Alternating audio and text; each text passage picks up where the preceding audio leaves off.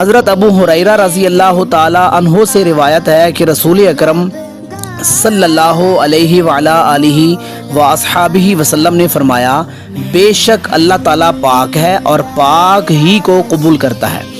اور بلا شبہ اللہ تعالیٰ نے مسلمانوں کو اسی بات کا حکم دیا جس بات کا اس نے رسولوں کو حکم دیا۔ اللہ تعالیٰ نے فرمایا، اے رسولو، پاکیزہ چیزوں سے کھاؤ اور اچھے کام کرو، اور ارشاد فرمایا، اے ایمان والو، ان پاکیزہ چیزوں سے کھاؤ جو ہم نے تم کو عطا کی، اور اللہ تعالیٰ کا شکر ادا کرو اگر تم اسی کی عبادت کرتے ہو۔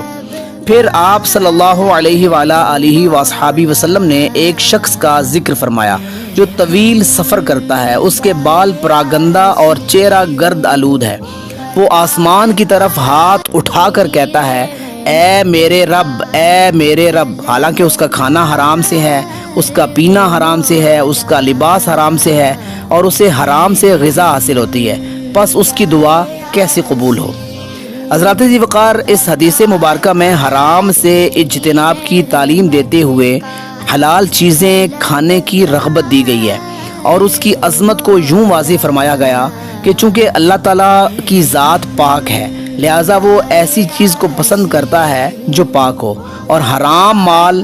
پاک نہیں ہوتا۔ نیز اللہ تعالیٰ نے مسلمانوں کے لیے حلال کا انتخاب فرمایا، اور اسی کا انتخاب اس نے اپنے برگزیدہ بندوں انبیاء کرام علیہم السلام کے لیے بھی کیا ہے، جس سے حلال کی عظمت اور حرام کے قابل نفرت ہونے کا پتہ چلتا ہے۔ پھر مزید تنبیہ کرتے ہوئے فرمایا کہ انسان کی دعا بھی اسی وقت قبول ہوتی ہے جب وہ حلال کھائے، جو شخص حرام کھاتا ہے اس کی دعا قبول نہیں ہوتی، اگرچہ وہ ایسی حالت میں دعا مانگ رہا ہو جہاں قبولیت یقینی ہوتی ہے۔ اللہ رب العزت سمجھ کی توفیق عطا فرمائے۔